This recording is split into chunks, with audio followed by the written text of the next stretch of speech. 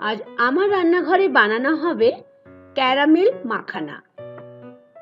আজ আমরা বানাবো মাখানা চিনি দিয়ে। এর আগে আমি গুড় দিয়েও কিভাবে মাখানা বানানো হয় সেটা শিখিয়েছি, অবশ্যই দেখে নেবেন।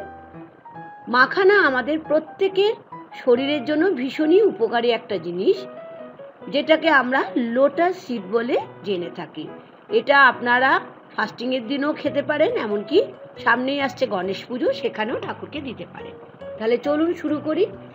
আমি বসিয়ে দিয়েছি একটা ফ্রাই প্যান ননস্টিকের, নিয়ে নিয়েছি এখানে বড় চামচে 1 চামচ ঘি। যখন ঘিটা দেখবেন গলে যাবে তখন আমি এখানে দিয়ে দিচ্ছি বড় কাপের 2 কাপ মাখানা। এখন অবশ্যই ফ্লেমটাকে লো টু মিডিয়ামে রাখতে হবে। মাখানাটা দেওয়ার পরে আমাদের 5 থেকে 10 মিনিটের মতো মাখানাটাকে লো টু মিডিয়াম ফ্লেমে আমাদের এটাকে রোস্ট করে নিতে হবে। দেখছেন কন্টিনিউয়াসলি কিন্তু আমি নাড়ছি। এটা কখনোই যে এটা দিয়ে একটু থামবেন, এটা কখনোই করবেন না, তাহলে পুড়ে যেতে পারে। এখন আমি চেক করে নিচ্ছি যে এটা ঠিক মতো রোস্ট হয়েছে কিনা। দেখছেন ঠিক মতো হয়নি, তার মানে আমি আরো 1 থেকে 2 মিনিট এটাকে রোস্ট করে নিচ্ছি। কালারটা সুন্দরভাবে চেঞ্জ হয়ে গেছে, তার মানে আমাদের মাখানাও ভালোভাবে রোস্ট হয়ে গেছে। এখন দেখবেন খুব সুন্দর একটা গন্ধ আসছে। চলে যাচ্ছি পরের স্টেপে। ফ্রাই প্যানটা পরিষ্কার করে আমি নিয়ে নিয়েছি 1/2 কাপ চিনি। যেহেতু আমরা চিনি দিয়ে বানাবো, সেজন্য এখানে বড় কাপের 2 কাপ নিয়েছিলাম মাখানা, ঠিক সেম কাপেরই আমি 1/2 কাপ নিয়ে নিয়েছি চিনি। চিনি দেওয়ার পরে ফ্লেমটাকে কমিয়ে অনবরত নাড়তে হবে। একটু নাড়ার পরে দেখুন এখানে 1 চামচ, ছোট চামচের 1 চামচ আমি ঘি দিয়ে দিচ্ছি। তার কারণ হচ্ছে ঘিটা দিলে চিনিটা খুব তাড়াতাড়ি মেল্ট হয়ে যাবে, মানে গলে যাবে।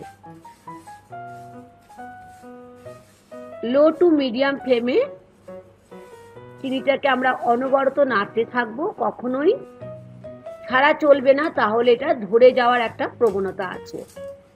বুঝতেই পারছেন আস্তে আস্তে চিনির কালারটা কিন্তু চেঞ্জ হয়ে যাচ্ছে, ট্রান্সপারেন্ট হয়ে গেল। এখন দেখলেন আস্তে আস্তে চিনিটা গলতে শুরু করছে। ঠিক এই অবস্থায় আমি এলাচের 4টা এলাচের দানা আমি আগের থেকে বের করে রেখেছিলাম, দিয়ে দিলাম।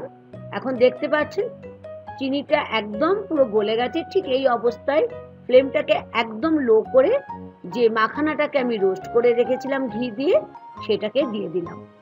দেওয়ার সঙ্গে সঙ্গে অনবরত এটাকে নাড়তে হবে যতক্ষণ না দেখবেন যে মাখানা, প্রত্যেকটা মাখানার মধ্যে চিনির যে ক্যারামেলাইজড হয়ে যাওয়ার পরে যে কালারটা বুঝতেই পারছেন ব্রাউন কালার যেটা হয়ে গেছে, প্রত্যেকটা মাখানাতে কিন্তু এটা বেশ ভালো করে কোট হয়ে যাবে। আর এই অবস্থায় ফ্লেম কখনোই বাড়াবেন না। 5 মিনিট করার পরে দেখলেন আমি ফ্লেমটাকে কমিয়ে দিলাম, বন্ধ করে দিলাম।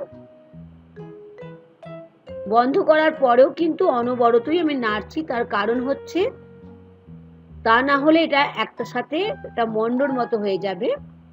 এখন আমি একটা ট্রে নিয়ে নিয়েছি, ট্রের মধ্যে মাখানার ক্যারামেল করে যে মাখানাটা ক্যারামেলাইজড করে করলাম সেটা আমি নিয়ে নিচ্ছি। এখন দেখুন একটু যখন দেখবেন ঠান্ডা হয়ে গেছে, মানে ধরতে পারছেন, তখন এই অবস্থায় একটা থেকে একটাকে ছাড়িয়ে নিতে হবে, তা না হলে কি হবে, এটাকে খোলা খুব অসুবিধা হয়ে যাবে।